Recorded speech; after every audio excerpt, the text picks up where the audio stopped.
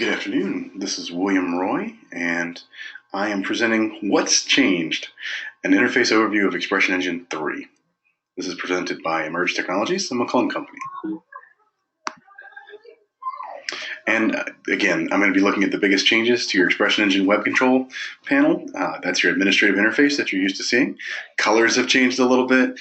Where some of the buttons and links are have changed a little bit. Just want to make sure you have a good idea of an overview of what those little changes have done, and so you know how to navigate the back of your site. So here we go. All right, well, the first of about 5 of these changes is that menus now contain all of the channels, or the buckets, which we've called them before, or managers, and they can be filtered directly in the dropdown. So in the top left of your interface is going to look a little bit different now. You're going to have that Create, Edit, and Files button look. And again, yours may vary a little bit depending on your options and your setup. But then when you click on Create, you're going to be able to see that drop down of all the different channels. For those of you that have several channels, the Filter Channels feature is going to be nice because you can just start typing B for blog and you won't have to even go down and navigate for it. Edit works the same exact way. The second big change is that there's now a quick navigation to the items that you most likely look to need. I have them circled right here. So these are also going to be probably unique to most of you, depending on your particular site's configuration. We've set up different options here. Some might just have categories, where it's easy access to, for example, your blog categories, or if you have a photo gallery, your galleries categories. Other information and assets that may be quickly needed to be getting access to, such as your forms manager, if you have one of these, would also be up in there. And these are a little bit customizable, so if you have a question about one or wish that you could have one be more visible in your new updated interface, just let us know. And again, here's the general look and feel of your, it's a different looking color. Your logout is still in the top right.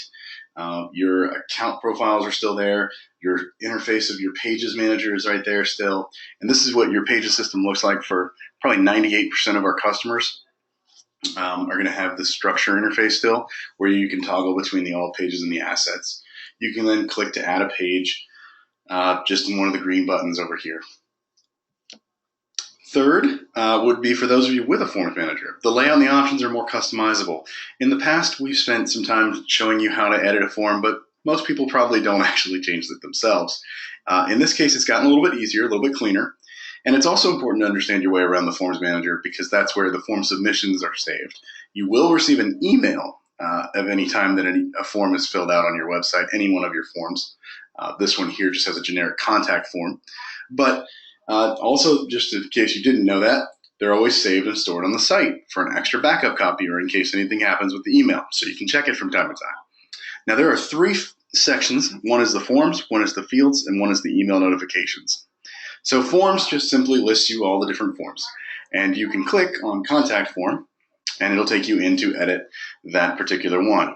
You'll get an interface that has some high-level settings, and then you click to continue and you'll see the composer, which shows you all the fields you've selected, your layouts. It's much more mobile-friendly and responsive with some of the layouts and the grids as well.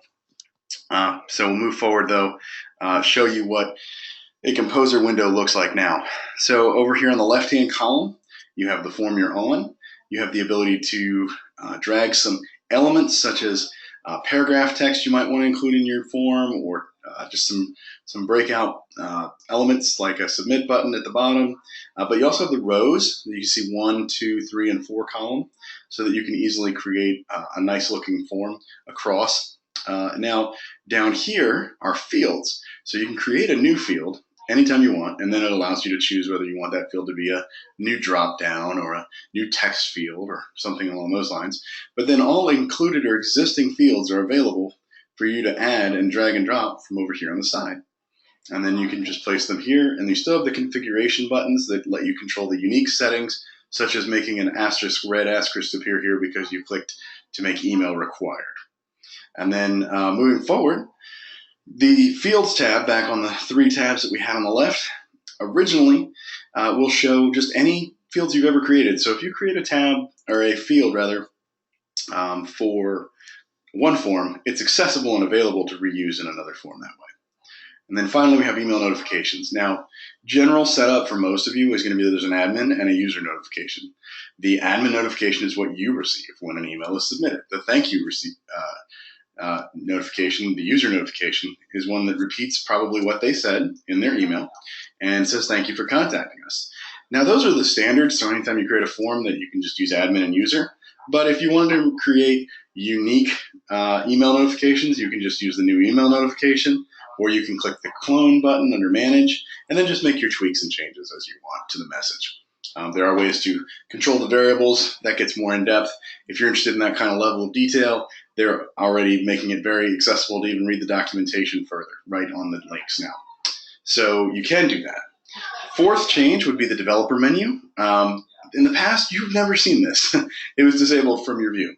With the latest version of ExpressionEngine 3, well, they made it visible and they made it impossible for us to hide it. We just want you to know what it is and that there's no reason you should access this menu at any time. So, warning, making changes in this part of the control panel could affect your site negatively, and we will have to charge hourly to fix it.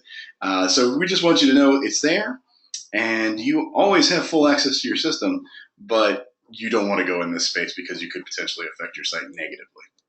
So that's really it. If you have any questions, email Courtney at emergetech.com, because Courtney is our in-house customer service representative and web accounts manager, and she is just able to get you the answers to any questions you might have that are unique to your situation.